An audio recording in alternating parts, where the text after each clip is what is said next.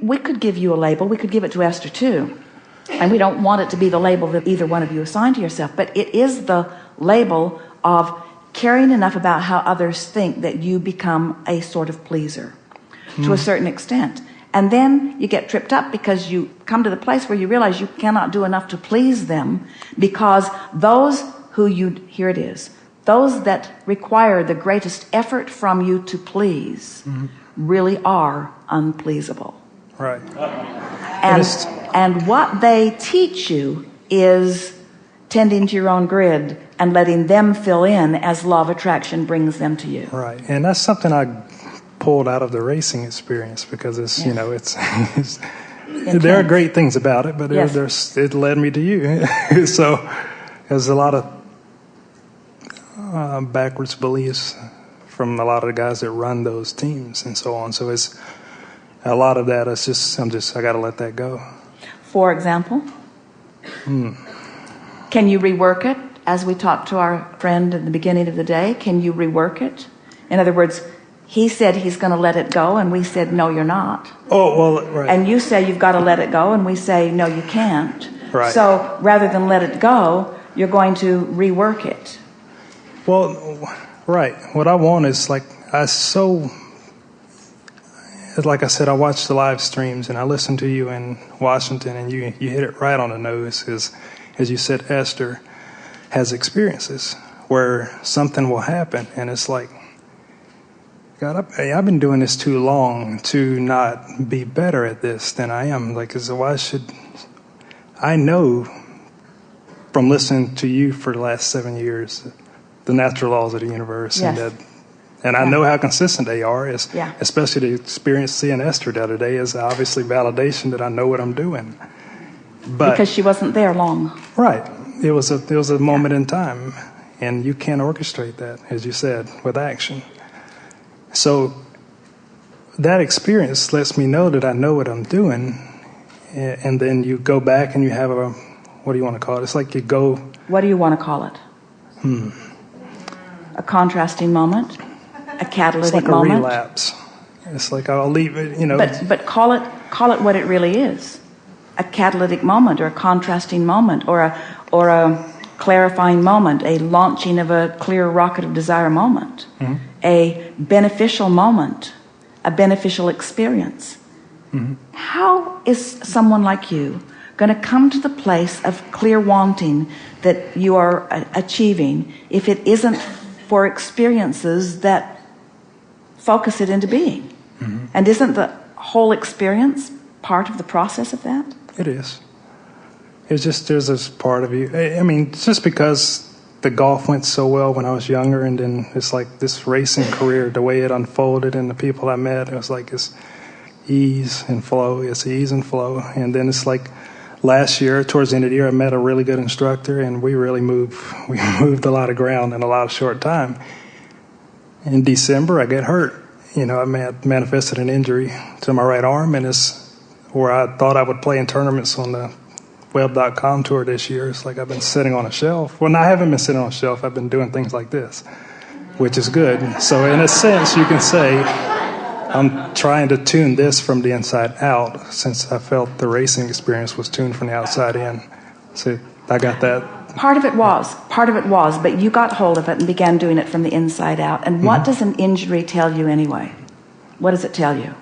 I guess it just wasn't misaligned energy. I wasn't ready. You stepped into action without preparing the grid. That's true.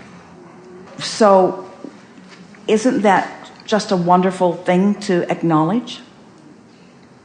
And is there any injury that you can't come back from? Stronger than you were before? Now. Right. No. And so the injury, irrelevant but meaningful, irrelevant but positive. Right. So in what context are you now talking about it? I think it bought me time to do what I'm doing right now. Well, you think that now because that's the light we shined on it. Right. Right. You're right. But a moment ago, you were looking at it as something that should not have happened. Right. It's like the gentleman's touched on it earlier. It's like I lost a year. You know, I could have been playing golf this year. And playing in tournaments is like all right, season starts again April next year.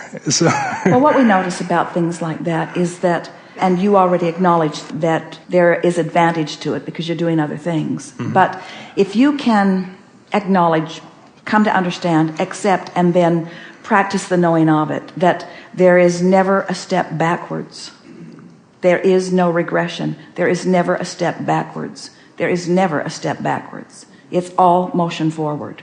And the thing that is tricky for humans to hear because of your irrational and squirrely pictures of what you all think God is or goodness is or source energy is, it's hard for any of you to accept, but you must, that sometimes on the way to something that you really want, you will take a detour into something less wanted in order to clarify what is wanted. That makes sense.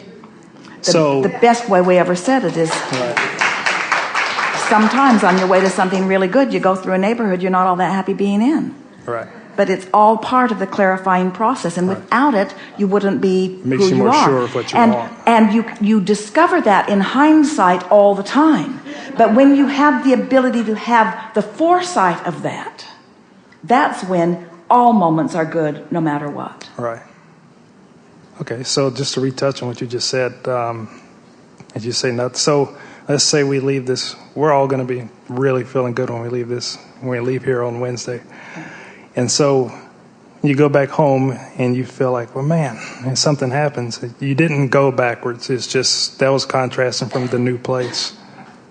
Like they won't mean anything went backwards. What you say is, I was in an arena with focused energy, and Abraham held me on the mark, because every time I began to deviate, they interrupted me and got right in there and called my attention and brought me back into alignment with who I am. Right. So I've had the benefit, the temporary benefit of feeling what consistent alignment brings, and I'll reap the benefit of it over the next months, for sure.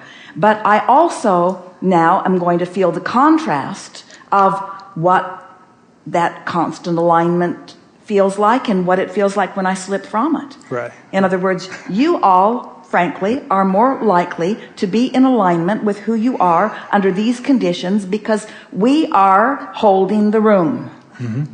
We know who you are. When you begin to deviate, we bring it back around. We don't let you get too far away from it without appealing to your logic and reminding you of the laws as you know them to be. But you don't need us to do that. Right. If how you feel in this moment matters more than anything. Okay. So when you reach for the best feeling thought you can find in the moment, not the best feeling thought you've ever found, that was really a high moment. When you floated across the lobby, your feet were not on the floor. They were. And so as you floated across the lobby, that was a very high-flying moment because it was a confirming moment of something that, and those confirming moments your day will be filled with those confirming moments. Right, they are. And it was on the terms that I said it was. I mean, it was only one other guy in the lobby, so it's like if I wanted to say hi to Esther, I could have. Did, vibrationally. I did, and I felt that. Oh, real quick,